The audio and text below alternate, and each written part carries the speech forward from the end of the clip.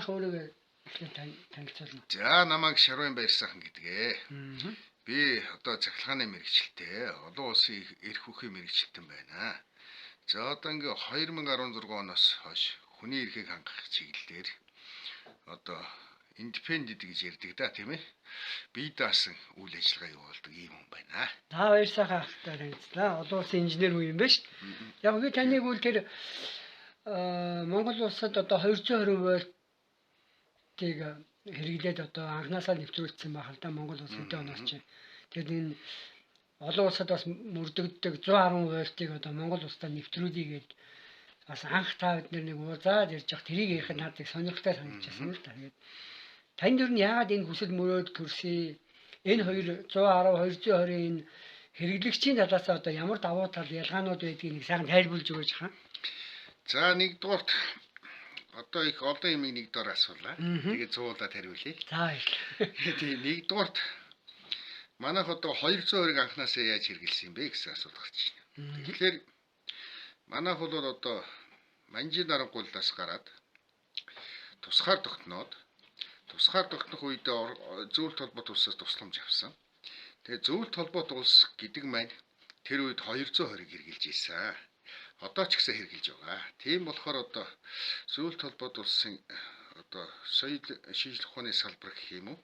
Тэрэн дотор одоо эрчим хүчний салбарт бол 220 вольтыг захиргаан хэрэглэгчид хэрэгжилж иржээ. За өндөр хүчлээр бол 750 кВт вольт хүртэл одоо гаргаж дамжуулж очиж. Тэгээ хэрэглэгчтэй 220 вольтыг түгээдэг. Тэгэхдээ 220 вольт нь бол яг 220 вольт биш байсан тухай үедээ 249 вольт хүртэл өсдөг. Тэгээ буурахаараа 220 214 19 центр болж. Тэгээд нэг зурагтанд нэг стабилизатор гэдэг хөрөмж байсан юм уу? Тий. Тэгээд зурагтанд одоо тэрийг чинь тавихгүй бол нөгөө 220 байна 249 өрчгөл зургт хам шатчих гэдэг. Дээр үеийн зурагч байсан. Тийм байсан. Тэгэхдээ Орос маань бол одоо шинжлэх ухааны салбарт дэлхийд одоо бас тэргүүлэгч гүрэн. Тэгэхээр тэр гүрэн маань одоо төрдөг тэргээс эхлэх тийм ээ. Ус зөөдөг тэргээс эхлэх сансрын хөлөг хүртэл хийж ийсэн. Одоо сансрын хөлөг сансарт бол одоо бас тэргүүн барыг эзэлж явж байна шүү дээ. Ийм том гүрнийг манай улс дагаж ингэж 220 вольтыг хэрэгжилж эхэлсэн. За тэгээ 220 вольтын одоо ялгааг асуусан. Тэгэхээр 110 вольтыг маань одоо 220-ын тал гэсэн үг шүү дээ. Тий. Тэгэхээр одоо бол шинжлэх ухааны техникийн салбар маш өндөр хөгжчлөө. 110 вольт маань тогтмол хэлдэг болсон. Тэгэхдээ бол 110 вольт маань 120 хүрээд 125 хүрнэ. Доошо 120-оос бол доошо буулгахгүйгээр ирж байгаа. Тэгээ хэрэглэн дээр бол 110-ыг хэрэгжилж байгаа. За 110-ыг хэрэглэх ашиг нь юу вэ гэж. Тийм ээ тэгсэн. Тэгэхээр 110 вольтыг хэрэглэхэд бол хамгийн нэгдүгээр хүний амийг хамгаална. Тийм үү? Хүнээ хамгаална гэсэн үг. Тий. Хүнээ гэдэг чинь хэрэглэгч бид нар байхгүй. Тэгэхэд одоо нэг захиргааны зүгээр нэг шалбар суудсан ч юм уу одоо нэг засвар хийж байгаа ч юм уу тохиолыг гэж бодъё л да мэдэхгүй юм тийм ээ. Хүүхд төслийг мөсөж чаддаг. Тэгэхээр чинь захиргааны засвар чинь энэ тэмдгүүл гарна шүү дээ. Дандаа хүн дуудахаар чинь бас эдийн засгийн хувьд тийм ээ. Тэгэхээр манай монголчууд чинь монголчлтгийн юм чинь нөгөөтгөө засна. Ер нь тэгээ шалбархаач ч хүн санаандгүй хүрчдэг шүү дээ тийм ээ. Тэгэхээр чинь ганц монголчлтг нь монгол биш ээ. Бас Америкч вэ, Оросч вэ бүгдээрээ л одоо ингэж өөрсдөө засдаг. Тэгээд тэр ингээд засаад нэг гэрэл мэрэл суулгаж явах үедээ тохин цохлыг гэж бодоход 110 вольт бол зүрхэн дээр одоо ингэж ачаал өгөхгүй. 200 бол пат гэж зүрхэн дээр зохино. За зүрхмөөтэй хүн энтэр бол одоо зүрх одоо их сонирн болж одоо биеинд одоо амин талтай. Тэгэхэд 220 болтод дохоноос цааш явдаг. 110 бол. Тий. Тэр чи одоо бие дээрээ зохиол дурсчих хүртэл үзчихлээ шүү дээ. Ингэж 2 хуруугаар ингэж гялс хүрнэ. Ингээд эргүүлээд хүрнэ. Тэгэхдээ энэ 2 хурууны хооронд яваад тэгээд энэ дохооны энэ хавцаа ирээд тэгээд энэс яаш явахгүй байна. Өөрөөр хэлбэл долгион нь тийм. Тэгэхээр өөрөөр хэлбэл нөгөө хүчтэл нь баг. Хүч нь баг. Тийм ээ? Тэг хүчтэл нь баг. Ампер нь бол өндөр. Ампер гэдэг маань одоо яг одоо цахилгаан хэрэглээг хангадаг гол зүйл байна шүү дээ. Тэгэхдээ хүч одоо вольт ч нэг юм хүчтэй. Вольт нь буухлаар ампер нь өсдөг. Вольт нь ихтэйгээр ампер нь буурдаг. Тэгэхээр ерөнхийдөө ийм профессионал шинжтэй тэнцүү барьж идэг ийм ом хувилт. Тэгэхээр яг 210 хэрэглэх нь нэгдүгээрт хүний хамгаалах байна. Тийм ээ 110 Тий, хэрэглэх. хоёрдугаарт хэрэглэгч бид нар ч одоо ингэ компьютераа тавина, сканераа тавина. Тэгэл одоо өөр юу тавьдгийг зурагт хөргөч гээд ингэ зөндөө юм тавина тий. Олон захлаан байна. Тэгэхээр чинь олон одоо рецепт гэл хэрэглэнэ гэсэн үг. Тийм. Нөгөө уртсагч залгаад авахгүй. Уртсагч залгана гэдэг байна. Одоо 5 тухтай орчинд бас хэцүү тийм ээ. Гэрээ гоё төгсүүлчихэд багт нэг яга авц залгаад яваад идэх чинь бас тийм ээ. Тэгэхээр энэ уртсагч маань нэгдүгээрт нөгөө 5 тухтай байдаг. Хоёрдугаар цаана уртсагч залах болгонд хүчлэн унжидаг байхгүй.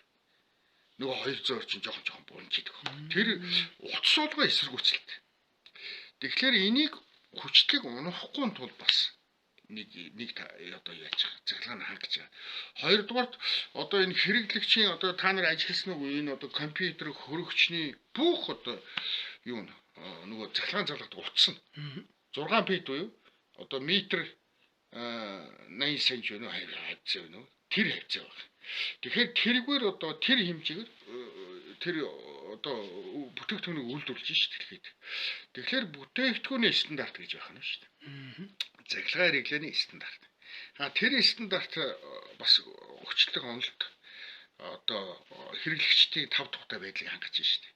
Яаж хэрэглэгчдийн 5 тухтай байдлыг хангасан үг гэхэл түрүүний би нэг зогсоо хэллээ шүү дээ. Арзаа тэмдэгч ойрох. Тэгэхээр ойрхон гээд 10 сая 20 сая чи зайтай байрлуулахгүй шүү дээ. Тэр нь одоо 6 фитийн зайтай байх нь. Тэгэхээр дэлхийн нийтийн үйлдвэрлэж байгаа бүтээгдэхүүний стандарт маань 6 фит. 6 фит маань гэдэг маань түрүү хэллээ 180 см хавцаа байна уу да. Бүгд тийм одоо. Тэгэхээр 12 фитийн зайтай. Арзаатгаа байрлуулчихаар нөгөө бүтээгдэхүүнүүдээ хайшинч нүүлгсэн уртсагч хэрэглэхгүй нь шүү дээ. 6 дунд нь тавихаар нөгөө тийшээ арзаатдаг. Нөгөө тийшээ арзаатдаг очино. Тэгэхээр бид нар уртсагч хэрэглэхгүй. Тий, уртсагч хэрэглэхгүй нэгдүгээр 5 дахь хоёрдугаарт нөгөө хүчтэй уналтдаг. За тэгээд 110 вольт маань түрүү нэг зогс дурлаад өнгөрлөө нөгөө одоо хүний хамгаалалт гэж тий. Хүний хамгаалахаас гадна яах нь олон харьцаат хэрэглээ. 5 тухтай байдлыг хүчтэй уналтгүй байдлыг хүчтэй уналтгүй байдал гэдэг нь эрчим хүчинтэй холбоотой бол явж байгаа юм. Ариг ч нөгөө 700-аас 750 гаргаал снажаас тийм ээ. Тэгэл 110 гаргаал. Нөгөөдгий чинь 35 болгоол. 35-аас 16 болгоол ингээл хэрэглэгчтэй авчирч штий. Түүнээс 750 киловольт шок тэр жигээр авчирч чадахгүй. Тэгээ нөгөөдг чинь замдаа унаа нөгөө утасны эсрэгүүцэл дээр. Тэгж явсараа трансформатороор ингээд сайжруулж явсараа сэргээж явсараа аяа чи нэг 200 380 авчирч байгаа.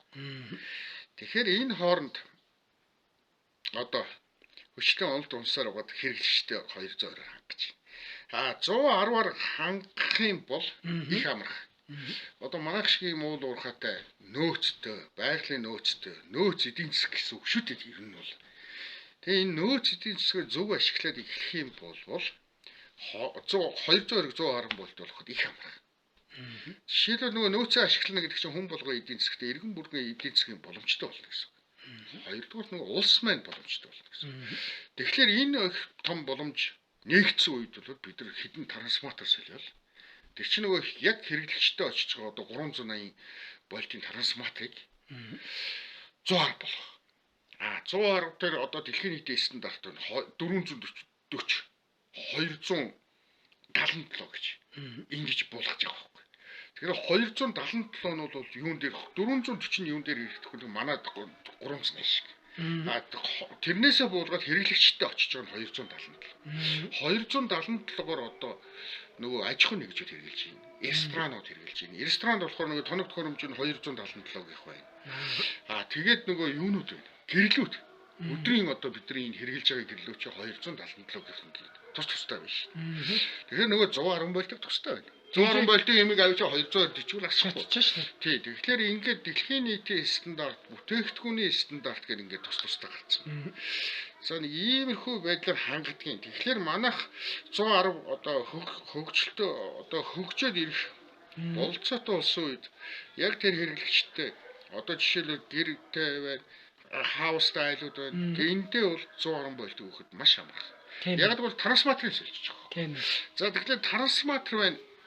5 6 төрлийн трансформатор байна. Энэ дотор яг айлд хэрэгжилж байгаа трансформатор нэг бааз. Хоёр одоо 110 болгоул. Тэр ганцхан баазыг л 110-аар оруулах юм шүү дээ. Тэгэхээр бид нар яах нь нөгөө трансформатор чинь эдийн засгийн хувьд хямдхан байх нь шүү дээ. Тэр ганц баазыг шатжуул авчиж сууж. Тийм тэр айл маань одоо 380 юм уу манайхаар одооныхоор одон улсын стандартаар 77 хэрэгжилж байгаа бол 3 баазаар болох нь.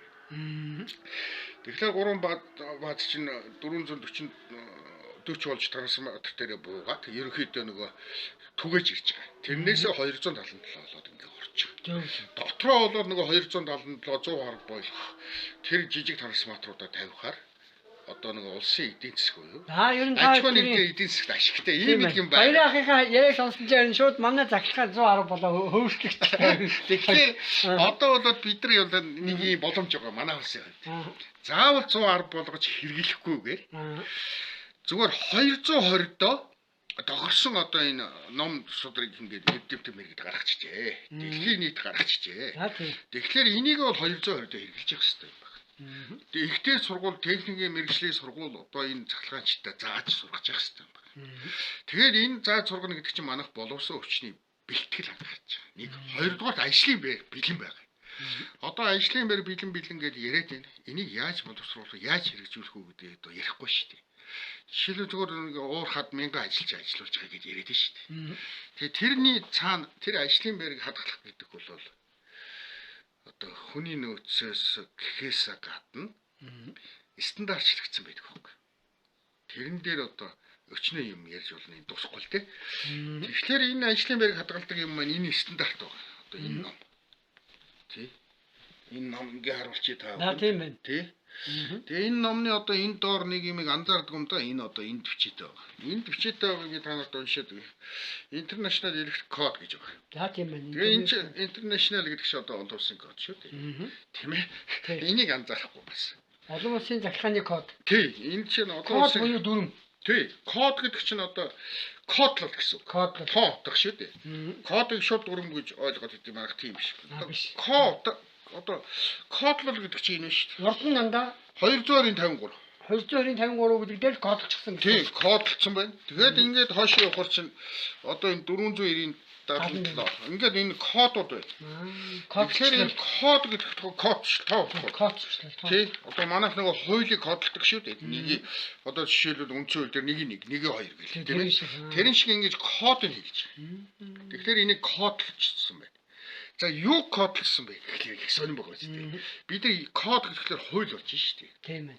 Тэгэхээр энийг юуг яах гэж ингэж кодлж хуульчилсан юм бэ? Тэгэхээр энэ олон улсын хууль байна шүү дээ. Захиргааны. Тийм нэг хуультай байх нь шүү дээ. Тэгэхээр яг нь ерөөсөө бид нар захиргааны одоо юу чинь одоо хувирдгүү. Одоо шинжлэх ухаан анх гарснаас хойш хувираагүй ингэж хөгжиж ирлээ. Дэлхийн нийт нэг л кодтой. Нэг л стандарт.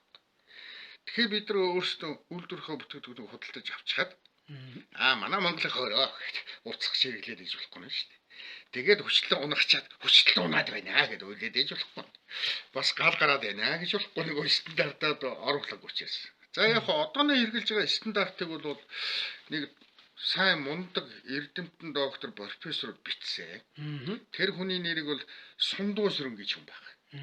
Одоо Ахмад үеийн хүн. Одоо бид тэр хүмүүсээ бол хүндэтгэж одоо бахархаж явах хэрэгтэй. Яг гэвэл тэр хүн маань 1977 онд байна уу да.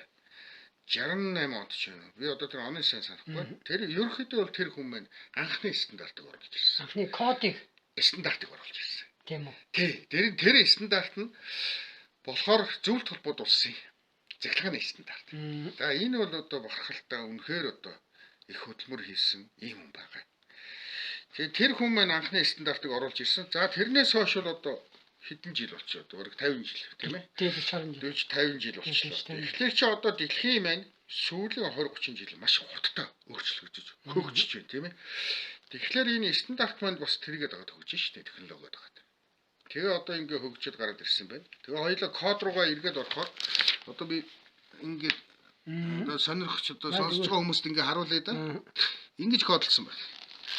За энэ код дотор маань тийм ээ энэ код дотор маань юу вэ гэхээр рул биш тийм нэг дүрм гэдэг. Дүрм байна тийм ээ. Дүрмнээс гадна стандарт гэж нэг нэр томьёо яваад байгаа ч тийм ээ. Тийм дүрм стандарт код гэж яваад байгаа шүү. За баярлалаа. Ер нь яг би танаас тэр нөгөө тэгээ би энийг яачих вэ? стандарт гэдэг маань хэмжээ гэсэн үг юм байна. Хэмжээс. Тийм зүгээр л хэмжээ, тогтоосон хэмжээ. Энэ дээр байна шүү дээ одоо энэ зурганд. Наад нь Тогтоосон хэмжээг стандарт гэж. Дүрм бол хууль. Нөгөө рүүл гэдэг маань хууль. Код гэдэг маань тоо утга. Тэд гэж. Хуульчил зааж байгаа. Тийм ингэж заасан байх юм л да. энэ шилэл энэ дээвэр ихэд л тийм PT өндөрт одоо PT өндөрт байх хэрэгтэй. 3 feet гэдэг маань 1 метр л гэсэн үг л дээ. За 1 метрийн зайд энэ захлааны шонгоос хол байх хэрэгтэй юм уу? Тийм, зайд энэ шонгоос хол биш. 1 метрийн зайд одоо ингэж дээврээ бодож хийх нь л дээ. Одоо энэ унжилтыг, утасны унжилтыг 1 метрийн зайд байна. Тэгээ одоо утасны унжилт чинь дээвэртэйгээ ойрхон байж болно шүү дээ. Тэгэхээр тэр хол ойрын тогтоох, босон өндрийн тогтоох ийм 8 feet гэдгийг ингэж заасан байгаа. Тэгээ энийгээ сайхан доор нь тайлбарласан байна. Жишээлбэл энд 15 feet гэж шүү дээ. Тийм байна. Захлааны одоо жижиг машинаас. Энэ нөгөө захлааны утсыг бид нар нэг шонгийн хооронд ингээ өлгөгдсөн байдаг шүү дээ. Тэгээ тэр чинь хэдэн метрийн өндөрт өлгөгдсөн байх ёстой. Тэгжээж энэ чинь унжилт нь гарч ирээд тэгээд энийг ингээ стандарт болгочиход байна шүү дээ. Тэр одоо энэ нөгөө тогтоосон юм чи. Манай энэш одоо хар ухаанаар зарим нь хийгээд би ч бас нэг хоёр гэрийн хоорондоо татчихсан захлааны утсанд бас хүзүүгээ шовтарчил байсан юм л дээ. Тэгээ одоо машинаас юм уу ачааны машинаас юм уу тийм ээ тэдэн метрийн өндөрт тэгээ заасан байна шүү дээ. Мөртөө тавьчаад нэгжсэн юм биш үү. За их баярлалаа. Энэ захлааны талаар бол ер нь ингээ манай үзэгчнэр энэ олон улсад мөрдөгдөг стандарт тэгээд тэр 110 220 гэдэг сонирхдаг байлгүй тэр үднээс би сая бас баяр сайхаагаа нэрийг оруулъя гэж бодсон. Одоо дараа нь нэг чухал юм бэ. Баяраа та тэр үндэсний эрх чөлөө гэдэг талаар нэг тэр Монгол үндэсний эрх чөлөө гэдэг талаар нэг сайхан ярьж өгөөч. Нэг өөрийн судалгаа шинжилгээ яагаад ер нь энэ чиглэлээр судалгаа шинжилгээ хийх болсон. Тэгээ ер нь одоо ямар үр дүнд хүрчгээд байна те. Тэгээ ер нь одоо хүний энэ эрх чөлөө гэдэг зүйл ер нь юугаар хязгаарлагдгийг яадаг гэдэг нэг сайхан ярьж өгөөч. Тэгэхээр хүний эрх чөлөө гэхээр нэгдсэн үндэсний байгууллага руу шууд ороо явчихж байгаа. Хүний эрхийн төвийн өмөлт онгох гэдэг. Тэр 40 он. Тэгэхээр энэ бол яг 46 оноос гадна 1920 онд гарсан. Тэрнээс өмнө 1200 оноос ихтэй юм байна. 230 он байна уу? Тийм манай одоо хаанчлах гүрэн байлаа манай Монгол улс тий. Тэрний одоо дараагийн үеэс хүний эрх гэж гарч ирсэн юм байна. Тэгээд энийг ингээд тэр ихийг өнгөцгөө харах юм бол ер нь хүний эрх гэдэг маань Монголоос гаралтай юм байна. Тэгээд яа тэр юу гэдэг Чингис хаан маань ер нь одоо Чингис хааны одоо өвөг дээдс Амгай хаан энэ тийм ээ. Ингээ Амгай хаанаас одоо эхлээд түүх одоо тодорхой гэж харагдаж штэ интернет дээр. Тэндээс ингээ ажиглаж яхад бол түүх судалгаасаа гадна тэнд бол хүний эрх хэрэгжижсэн байна. Тэгээ Чингис хааны үед маань одоо бас нөгөө түүх маань одоо олон шашныг хүлээн зөвшөөрч худалдаа наймыг хүлээн зөвшөөрч тэр нөгөө нэг худалдааны их зам энтрийг гаргаж тэрийний аюулгүй байдлыг хангаж ингэхээр бүх талаас нь бодохоор ер нь хүний эрхийг хэрэгжүүлчихсэн байна. Тэгээ худалдаа наймыг гэдэг чинь хүний эрх шүү дээ ахваа юмдэл. Шашинг одоо түгээнэ гэдэг чинь хүний эрх байхгүй. Тэр их суурийг одоо ингээд тавьчихсан байна. Тэгээ тэр их суур маань Монголоос гаралтай. Тэгээ манай их гүрний дараагаар Англид гарсан байна. Хүний эрхийн одоо анхны хууль. Баг. Тэгээ тэр маань явсаар гоод тэрийг бол Америк их авч дэлгэрүүлж хөгжүүлсэн байна. Тэгээ Америкт маань хөгжиж явсаар гоо тэр үед чинь тухайн үед бол хэрэгжихгүй шүү дээ. Одоо нөгөө боолын нэгэмч гэдэг юм их олон зуун жилиг давна тийм ээ. Ингиж одоо их олон Барта замыг туулсаар байгаад 1920 онд эхэлсэн байна. Лиг гэж эхэлсэн байна. Лиг гэж. Тэр үндэсний лигүүд гэж байгуулагдсан байна. Тэгэхээр лиг гэдэг үгээ бид их ойлгох хэрэгтэй байна. Хөлөн бүгийн лиг. Лиг. Тэгсэн чинь лиг гэдэг маань холбоотнууд юм байна л да хамтарсан. Санаа. Тийм санаа. Нөгөө бүгдээрээ ингэж хамтарч байгаа байхгүй. Хамтарч одоо тоглолт хийх. Хамтарч дөрөв зөв. Лигийн тоглолт гэдэг. Нэг одоо тийм дөрөнд орж штий. Тий. Тэгэхээр нөгөө үндэсний лиг гэж байгуулга одоо манай Монгол. ЛИГ. Тий, лиг. ЛИГ. Тэгээд лиг гэж. Тэр байгуулга маань байгуулахдаа дэлхийн 1-р дайны дараа байгуулагдсан байна. Тэгэхээр дэлхийн 1-р дайны дараа дэлхийн юуг ойлгосон бэ гэхээр дайн дажи ерөөсө хүн төрөлхтөнд хэрэггүй юм байна. Энэ олон зуун жил бүгдээ дайтч бие биенийг алж ирлээ. Энийний ашиг тус гэж ерөөс гарахгүй. Тэгэхээр одоо дайн дажингүй инх тайвныг сахиулъя гэж ийм байгуулсан юм байна. Тэгсэн чинь яг нөгөө Гитлер маань их мундаг одоо Чингисийг судалсан. Тийм мундаг одоо их өдөрдөгч байж шүү дээ. Тэг чинь фашистаас гадна.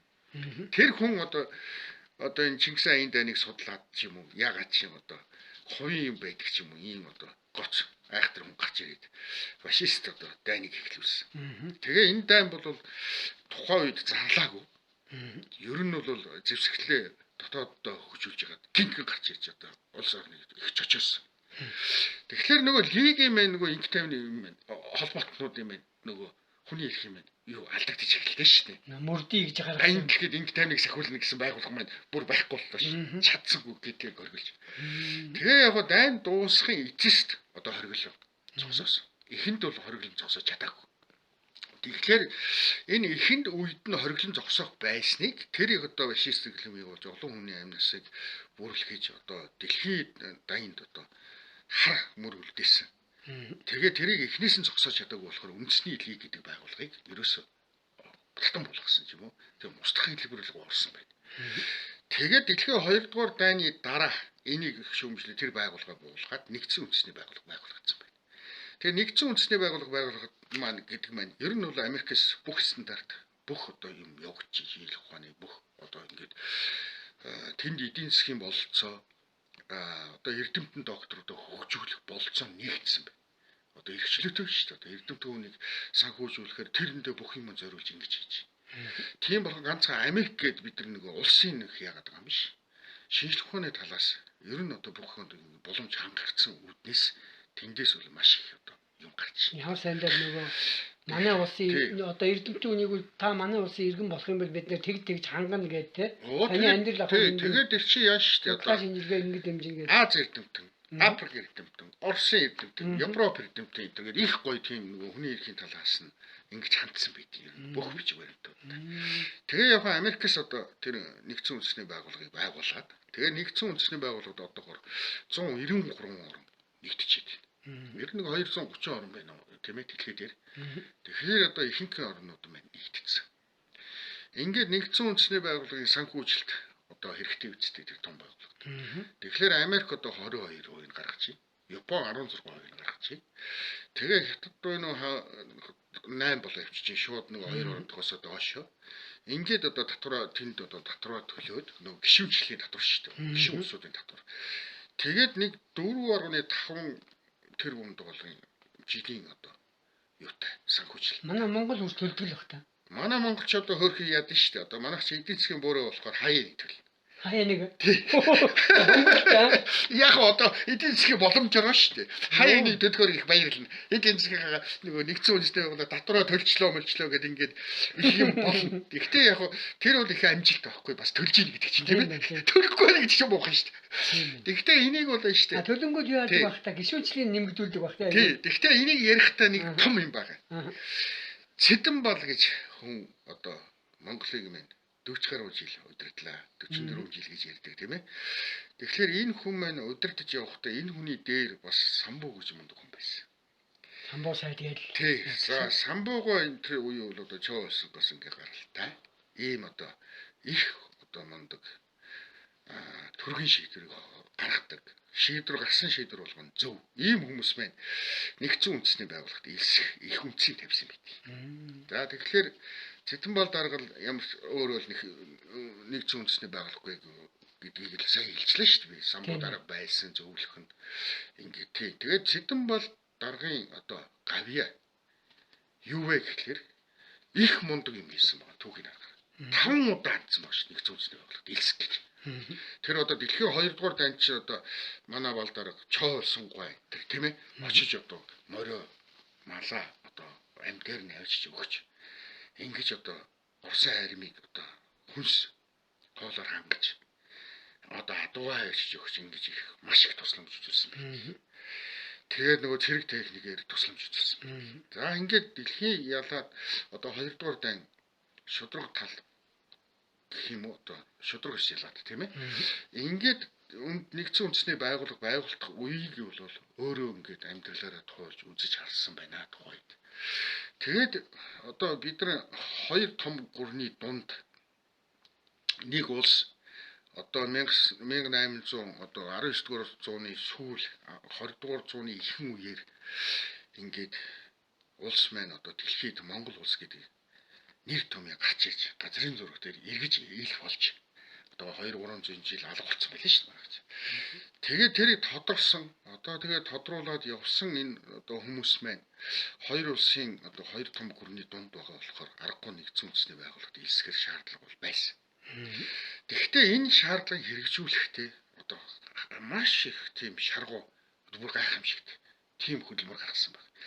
Яг өөхлө 5 удаа хандсан баг шүү дээ.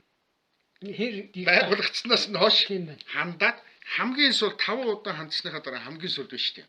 Ингэсэн баг. Ард түмнийхээ нэрийн өмнөөс шаардж өгөх гэсэн баг.